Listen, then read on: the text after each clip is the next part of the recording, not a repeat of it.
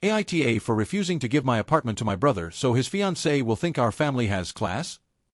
Original post. I, 29M, am a speech-language pathologist. I've spent the last 6 years of my professional life helping children find their voices, kids with apraxia, autism, developmental delays, teaching them that their words matter, that communication is possible, that someone is listening. The irony isn't lost on me that my own mother has never listened to a word I've said. I need to get this out somewhere because I feel like I'm losing my mind. My brother Marcus, 24M, is getting married in 4 months to his girlfriend Elena. She's lovely, actually, comes from a wealthy family in Connecticut, works in finance. Marcus works as a DJ. He's good at it, plays clubs downtown on weekends, but his income is sporadic at best.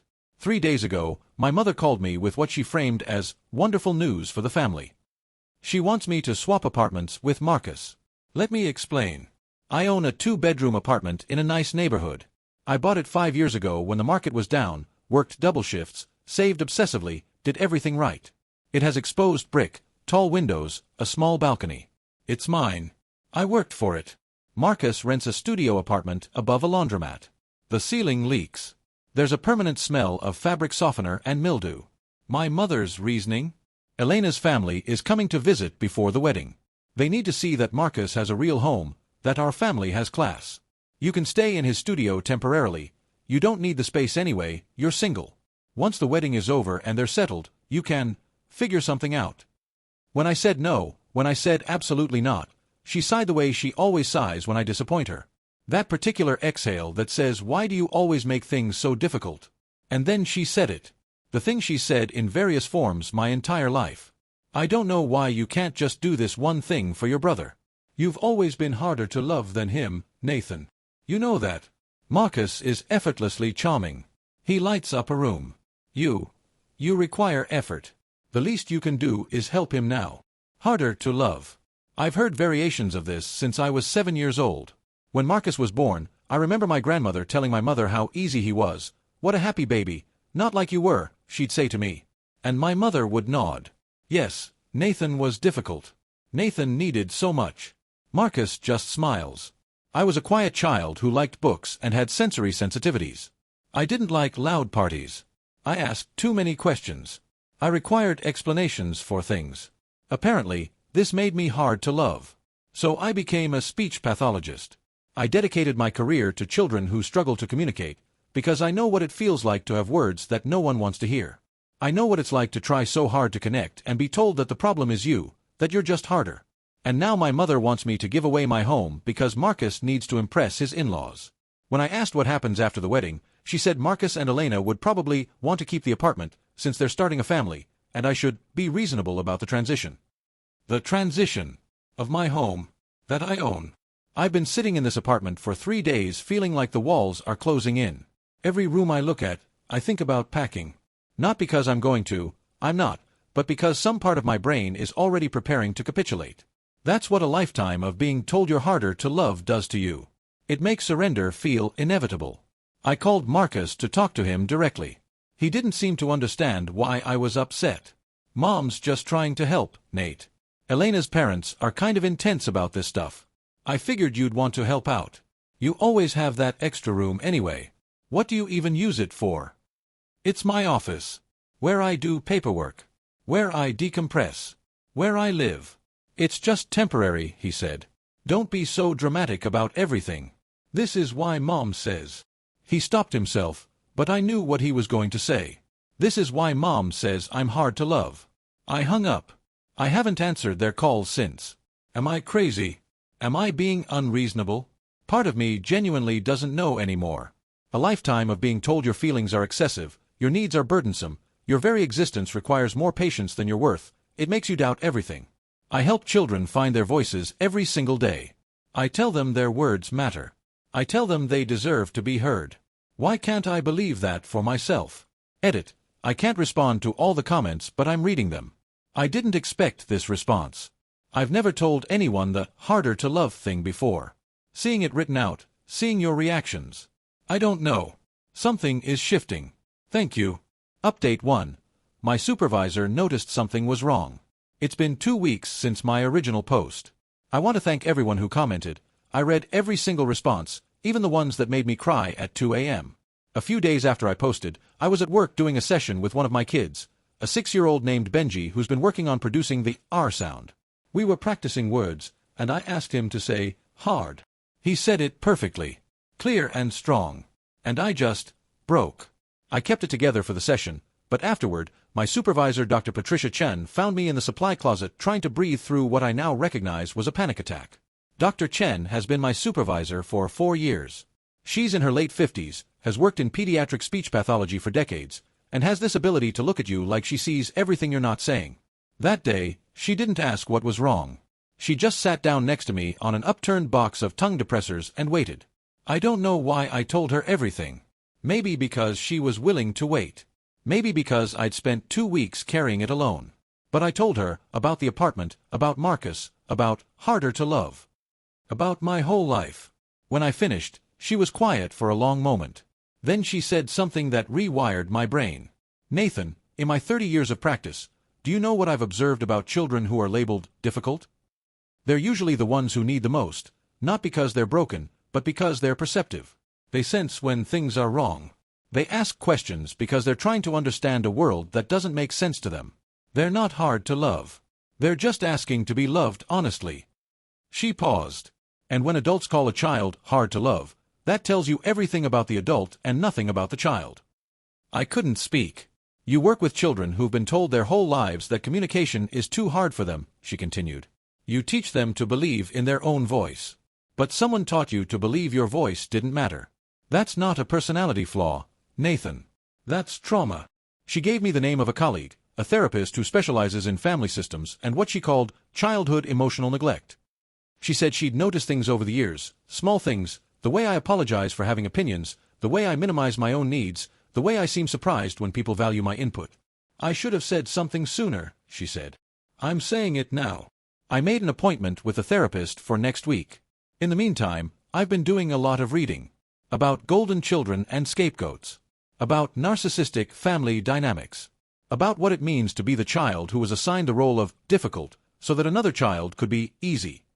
Apparently, in families like mine, one child is often designated as the problem. Not because they actually are, but because the parent needs someone to carry all the negative projections. The golden child gets unconditional positive regard. The scapegoat gets conditional tolerance at best. And both children are harmed by it. Actually, the golden child never develops resilience or self-awareness, and the scapegoat never develops self-worth. I've been thinking about Marcus. About how charming he is, how easy, how effortless. And I've been wondering what it cost him to become that way. Whether he knows how to be anything else. Whether he's ever had to try. My mother has called 12 times. I haven't answered. She left a voicemail 2 days ago that said, I don't understand why you're being like this. All I've ever done is try to help this family. You're going to ruin your brother's wedding because you can't be generous for once in your life. For once in my life. I've been generous my entire life. I've made myself smaller and smaller to avoid being a burden. I've apologized for existing. I've helped Marcus with money, with moves, with problems, over and over, without being asked to be thanked. But I won't give him my home. I think I'm starting to understand the difference between generosity and erasure. Edit. Some people are asking about Elena, Marcus's fiancée.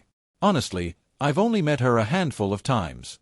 She seems genuinely kind. She remembered that I work with kids and asked about my cases, which is more interest than Marcus usually shows. I don't think she knows about the apartment scheme. I don't think she knows a lot of things. Update 2. The therapy sessions are changing everything. It's been 6 weeks since my last update. I'm sorry it took so long. I've been processing a lot. I started seeing the therapist Dr. Chen recommended. Her name is Dr. Amara Williams, and she specializes in what she calls invisible childhood trauma, the kind that doesn't leave bruises, the kind where nothing dramatic happened, but something essential didn't happen either. You weren't hit, but you also weren't seen. You weren't abandoned, but you also weren't accepted. Emotional neglect is the trauma of absence, she told me in our first session. It's what didn't happen. You were never told you were bad. You were told you were harder. Which is almost worse, because it sounds like a fact. Like a neutral observation. But it's not neutral. It's a wound. We've been doing a lot of work on identifying the voice in my head that tells me I'm too much, not enough, hard to love. Dr. Williams calls it the internalized critic, and she says it sounds exactly like my mother because it is my mother. It's her voice that I swallowed whole, that I mistook for my own. The biggest revelation has been understanding that my mother's treatment of me wasn't about me at all. Dr. Williams explained that parents with narcissistic tendencies often have what she calls a golden child/scapegoat dynamic. One child reflects the idealized self the parent wishes they could be, charming, easy, successful in visible ways. The other child becomes the repository for everything the parent doesn't want to acknowledge about themselves: difficulty, complexity, need. Your mother wasn't describing you when she said you were harder to love, Dr. Williams explained. She was describing her own limitations. She found it harder to love you because you required her to show up in ways she couldn't or wouldn't. That's her failure, not your flaw. I cried for about 20 minutes after that session. I've also been examining my relationship with Marcus through this new lens. I used to think he was just naturally easier, more lovable, more gifted at being human. Now I'm starting to see that he was trained just like I was, trained to charm, to please, to perform. He never had to develop depth because surface was always enough. He never learned to sit with difficulty because difficulty was outsourced to me. I don't know if that makes me feel sorry for him or angry at him. Maybe both. The most unexpected development. Marcus texted me last week. Not about the apartment. He said he noticed I wasn't returning Mom's calls and he was worried about me. I almost laughed. He spent 30 years not noticing me, and now he's worried. I didn't respond. I'm not ready. My mother has escalated. She sent me a 3-page email last week detailing everything she's sacrificed for our family, how ungrateful I am, how I'm ruining Marcus's happiness out of jealousy. She said Elena's family has asked pointed questions about Marcus's living situation, and Marcus is devastated that he can't show them a proper home. She did not acknowledge that Marcus could, perhaps, improve his own living situation. That he could, perhaps, get a more stable job. That he could, perhaps, be honest with his fiancée about his finances. No, the only solution is for me to give up what I've earned. I showed the email to Dr. Williams. She pointed out something I hadn't noticed. My mother never once asked how I was doing. 3 pages about the family, about Marcus, about Elena's family, about the wedding. Not a single question about me. Narcissistic parents don't have children, Dr. Williams said. They have extensions of themselves. When the extension doesn't behave as expected, it becomes a threat. Right now, you're threatening the image she's constructed. That's why she's escalating. I've started drafting a letter to my mother. Not to send, not yet, maybe not ever. But to clarify for myself what I need to say. What I've never said. Something is changing in me. I stand differently. I speak differently. My clients' parents have commented that I seem more confident. One mother said I seemed more present. I think I'm finally arriving in my own life. Update 3. The truth comes out, and everything changes. It's been 3 months since my original post. I have so much to tell you. 3 weeks ago, the situation with my family exploded in a way I never expected, and what emerged from the wreckage is something I'm still trying to understand. Here's what happened. Elena, Marcus's fiancée, came to my apartment. She knocked on my door on a Tuesday evening, looking shaken. I hadn't spoken to anyone in my family for weeks at that point. I'd finally blocked my mother's number after her emails became increasingly unhinged. I assumed Elena was there to advocate for Marcus, to convince me to give up the apartment. Instead, she said, I need to know if what I found is true. She'd been helping Marcus organize some boxes in his studio apartment. In one of them, she found a folder of documents, including printed text messages between Marcus and my mother. Messages planning the apartment scheme. Messages discussing how to handle Nathan and manage his resistance. And messages where my mother called me the difficult one and said I'd always been a burden but could at least be useful this way. Elena had read all of them. Did your mother really ask you to give up your apartment so I would think Marcus owned it? She asked. Yes. And she called you those things? She's called me those things my whole life. Elena sat down on my couch and started crying. This was not what I expected. Through her tears, she told me she'd been sensing something off about Marcus's family for months. My mother was always a little too invested in appearances, a little too focused on impressing Elena's parents. Marcus seemed anxious about her approval in ways that seemed excessive for a grown man. And she'd noticed how rarely Marcus mentioned me, how vague he was when she asked about his brother. I thought maybe you two just weren't close, she said. But this, Nathan, this is abuse. What she wrote about you. I can't even say it. It's evil. I didn't know what to say. No one had ever used the word abuse about my family before. Elena told me she'd confronted Marcus that same night. He'd initially been defensive, minimizing, deflecting, using the same language our mother always used. Nate's just sensitive. He takes things too personally. Mom doesn't mean it like that. But Elena refused to accept that. She told him that what she'd read was not normal, was not acceptable, and she couldn't marry someone who participated in treating his brother that way. I gave him a choice, she said. Premarital counseling, real counseling, not just the wedding planning kind, or the wedding is off. Marcus agreed. What happened next was something I never could have predicted. Marcus went to therapy. Not just once, consistently, for weeks. The therapist they saw specialized in family systems, and apparently she asked Marcus questions no one had ever asked him. About his childhood. About his relationship with our mother. About me. About what it felt like to be the easy child. 2 weeks ago, Marcus came to my apartment. Alone. He looked different. I can't explain it exactly. Smaller, maybe. Less polished. He sat in the same spot Elena had occupied and said, "I need to apologize. Not for Mom's sake. Not for the wedding. For real." He told me what he'd been learning in therapy. About golden children and scapegoats. About how our mother had created a dynamic where his worth was dependent on being better than me, where my struggles made his ease seem more valuable. About how he'd internalized that so deeply he'd never questioned it. "I believed what she said about you," he said, voice breaking. "I believed you were harder. More difficult. Less lovable. I never asked myself why. I just accepted it because it made me feel good about myself." He told me that in therapy, he'd been asked to describe me. And he realized he couldn't, not really. He had our mother's version of me, the difficult one, the burden. But he'd never tried to know the real me. He'd never asked about my work, my life, my thoughts. "Elena knows more about you from one conversation than I know from 29 years, he said. "That's not your fault. That's mine." He apologized for the apartment scheme. He apologized for all the times he'd accepted our mother's assessment of me without question. He apologized for participating in a dynamic that made him the hero and me the problem. And then he said something that undid me completely. "You know what the therapist asked me? She asked what I admired about you. And I started to answer with something Mom always says, that you're dependable, reliable, useful. And she stopped me and said those aren't admirable qualities, those are serviceable ones. That I was describing you like a tool, not a person." He was crying now. I'd never seen Marcus cry as an adult. So I thought about it. Really thought. And what I actually admire is that you became a person who helps kids communicate when you grew up in a house where nobody listened to you. You built something meaningful with your life. You have integrity. You worked for everything you have instead of expecting it to be given to you. He struggled to find the words. "You're actually the strong one, Nate. You always were. Mom just made sure neither of us saw it."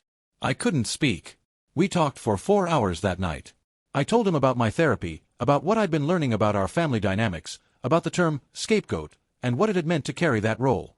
He listened, really listened, in a way he never had before. He told me Elena had said she wouldn't marry into a family that treated anyone the way our mother treated me. That she'd already spoken to our mother and told her the wedding would not be about impressing her parents, it would be about starting a life with integrity. Our mother had apparently responded with fury, called Elena controlling, and suggested Marcus reconsider the engagement. Marcus had defended Elena. For the first time in his life, he'd chosen something other than our mother's approval. The wedding was 2 weeks ago. It was small, meaningful, held in Elena's grandmother's garden. No elaborate show. No performance for anyone's parents. In his speech, Marcus said this, "I want to thank my brother Nathan. Most of you don't know this, but Nathan taught me something recently that I should have learned a long time ago. He taught me that integrity matters more than appearances. That being genuine is harder and more valuable than being charming. I spent most of my life being the easy one. I'm not proud of that anymore. I'm proud to have a brother who chose substance over performance, who built a real life instead of a pretty one. I'm learning from him. Better late than never." I cried. Elena's mother hugged me afterward and said she was glad Marcus had a brother like you. Our mother was not at the wedding. She's been blocked by both of us. Not out of anger, not anymore. Out of necessity. Dr. Williams helped me understand that some relationships cannot be fixed, only managed from a distance. Some people cannot hear you no matter how clearly you speak. But Marcus and I are speaking now. Really speaking. We text almost daily. He started asking about my work, my clients, my life. Last week he asked if I'd help him learn about speech development because he wants to understand what I do. He came to observe one of my group sessions. He cried when he watched me work with Benji. "You're so patient with him," he said afterward. "You make him feel like what he has to say matters." "It does matter," I said. "Everyone's voice matters. Including mine. I'm still in therapy. I'll probably be in therapy for a long time. But for the first time in my life, I'm not trying to be easier to love. I'm trying to be honest about who I am. And the people who love me, the real me, are showing up. Marcus is one of them." Final note. Thank you to everyone who followed this story. I never expected it to end this way. I thought I was posting about an apartment dispute and maybe hoping to be told I wasn't crazy. What I got was so much more. Dr. Chen still checks in on me. She said she's proud of me, which made me cry. I cry a lot more now, but Dr. Williams says that's healing, not weakness. For anyone reading this who was told they were too much, too difficult, harder to love, you weren't. You were a child who needed things, the way all children do. And if the adults around you couldn't meet those needs, that was their limitation. Not yours. You were never hard to love. You were just asking to be loved honestly. And you deserved that. You still do. This is my last update on this situation. Thank you for being part of my healing.